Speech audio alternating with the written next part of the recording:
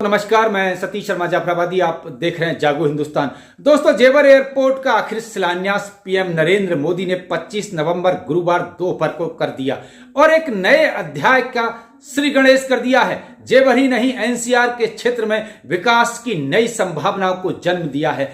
काफी दिनों से अटकलें चल रही थी कि जेवर एयरपोर्ट का शिलान्यास होगा भी या नहीं, लेकिन यह एक ऐतिहासिक कदम मोदी सरकार में जेवर क्षेत्र की जनता के लिए ही नहीं, देश की जनता के लिए हुआ है। यह सबसे बड़ा एयरपोर्ट है देश का, एशिया का सबसे बड़ा और दुनिया का चौथा बड़ा एयरपोर्ट, जिसका शिलान्यास भव्य तरीके से और विशेष रूप से किया गया है। दोस्तों, जेवर एयरपोर्ट के पहले चरण के लिए जमीन अधिग्रहण की प्रक्रिया काफी समय पहले पूरी हो गई थी। अब जेवर एयरपोर्ट के शिलान्यास की बातें पुरानी हो गई, अब नया अध्याय शुरू हो रहा है। जेवर एयरपोर्ट के दूसरे चरण के लिए जमीन अधिग्रहण की प्रक्रिया नवंबर माह के अंत तक शुरू होने जा रही है। इस मुद्दे को लेकर के हमने यमुना विकास प्राधिकरण के सीईओ डॉक्टर अरुणवीर सिंह से बातचीत की। कब मिलेगा दूसरे चरण के किसानों को मुआवजा और क्या होगा जेवर एयरपोर्ट के दूसरे चरण में, आइए देखें पूरी रिपोर्ट। जेवर एयरपोर्ट से पहले चरण की उड़ान शुरू होने वाली है कुछ ही समय में, सब कुछ तैयारी आपने कर ली है, लेकिन ये जो 2, 3, 4 चरण पूरे होने हैं वो कब तक पूरे होंगे सर? देखिए, पैसेंजर के ऊपर ये चरण पूरे होते हैं। शुरुआत में 5 मिलियन पैसेंजर के लिए एक सिंगल रनवे बनेगा, यानी 50 लाख लोग पहले दिन से 2024 में यात्रा कर सकेंगे। जी। उसके बाद एक रनवे 12 मिलियन पैसेंजर का होगा, फिर ये 30 मिलियन जाएगा, फिर 50 मिलियन जाएगा, फिर 70 मिलियन जाएगा। अभी जो 13 से 34 हेक्टेयर ज़मीन जिस पे 2 रनवे और 2 टर्मिनल बिल्डिंग बन रही है, उससे 70 मिलियन पैसेंजर जाएंगे।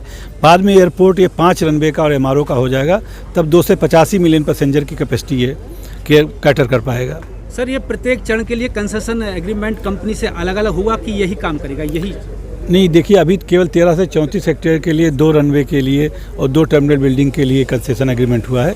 बाकी के लिए अलग से बिड निकलेगी और उस बिड में जब बिड निकलती है तो उसमें जो कंसेशनर आएगा वो काम करेगा। यानी कंपनी बदल सकती है? नहीं, यहाँ के लिए कंपनी नहीं बदल सकती है, एमआरओ के लिए कोई नई कंपनी का चयन हो सकता है। अच्छा सर, ये जो पूरा प्रोजेक्ट आप देख रहे हैं, क्या नाम इसका फाइनल हो चुका है? कुछ और भी इसमें चेंज होना बाकी है? नहीं, जो शासन ने जो अनुमति दी है भारत सरकार ने, उत्तर प्रदेश सरकार में नोएडा इंटरनेशनल एयरपोर्ट जेवर इसका नाम अनुमति में है। बाकी आपके किसी प्रकार के ऐसे प्रश्न का जवाब नहीं दे सकता जो मेरे संज्ञान में नहीं है। जो शासकीय नाम है, जो अप्रूवल है जिस नाम से, नोएडा इंटरनेशनल एयरपोर्ट जेवर इसका। अच्छा सर, ये दूसरे चरण के लिए जमीन अधिग्रहण की प्रक्रिया आपकी शुरू हो गई है, आपका ऐसा ये सर्वे भी हो गया है और लोगों ने अपनी बात भी रखी है, तो क्या सर ये दूसरे चरण का जो जमीन अधिग्रहण की प्रक्रिया आप कब से शुरू कर सकते हैं? तो शुरू हो गई, एसआईए हो गया। एसआईए की एक्सपर्ट ग्रुप कमेटी की रिपोर्ट 2-3 दिन में आ जाएगी। उसके बाद इसका सेक्शन 11 जो पहले सेक्शन 4 कहलाता था हो जाएगा, इसी माह में हो जाएगा। अच्छा सर, दूसरे चरण में भी काफ़ी गांव के लोग विस्थापित होने हैं, तो उसमें सर आप क्या उसी जगह पर विस्थापित करेंगे जेवर बांगर पर, या कहीं लोगों की डिमांड अलग अलग तरह की अलग अलग क्षेत्र में बसने की आ रही है, तो इसके लिए प्राधिकरण ने कोई खाका तैयार किया है? प्राधिकरण का ये काम नहीं है, ये सिविल एविएशन डिपार्टमेंट का प्रोजेक्ट है। पहले तो आप स्पष्ट कर लें, मैं नायल का सीईओ हूँ, इसलिए आपसे ये बातें कर रहा हूँ। एज सीईओ नायल, एज सीईओ एडा मैं नहीं बात कर रहा हूँ। तो जहाँ तक दूसरे चरण के एक्विजिशन की बात है, उसके लिए जो एसआईए होती है, एसआईए इसी बात के लिए होती है कि लोगों का विस्थापन कहाँ हो और कम से कम ज़मीन ली जाए और कम से कम विस्थापन हो। तो उसमें जो भी गाँव वाले सुझाव देंगे, जहाँ विस्थापित होना चाहेंगे, जितना कम से कम विस्थापित होना चाहेंगे, उनके ही बातों का ध्यान रखा जाएगा और उसी के अनुरूप होगा। अच्छा सर, ये जेवर 2 एयरपोर्ट के जो आपने विस्तार किया है, 2 सेक्टर 7 और 8 आप शामिल करने जा रहे हैं सर इसमें, तो वो नए सेक्टर हैं या प्रपोज सेक्टर हैं? वो सर इस एयरपोर्ट के जहां हम खड़े हुए हैं, वो लोकेशन उसकी सर क्या रहेगी?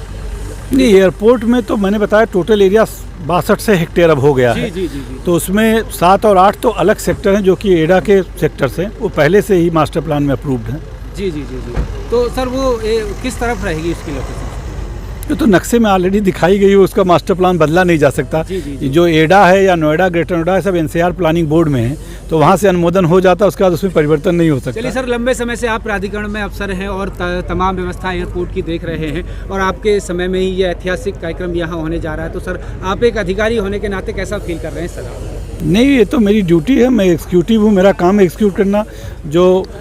जो सरकार, जो शासन के स्तर पे जो निर्णय होंगे उसको ज़मीन पर इम्प्लीमेंट करना ये मेरी ड्यूटी है और मैं उसको अपने पूरी कमिटमेंट के साथ, पूरी ऑनेस्टी के साथ और पूरी ट्रांसपेरेंसी के साथ करूँगा। मेरी ड्यूटी बस वहीं तक है, मैं अपनी ड्यूटी पूरी उसी तरह से कर रहा हूँ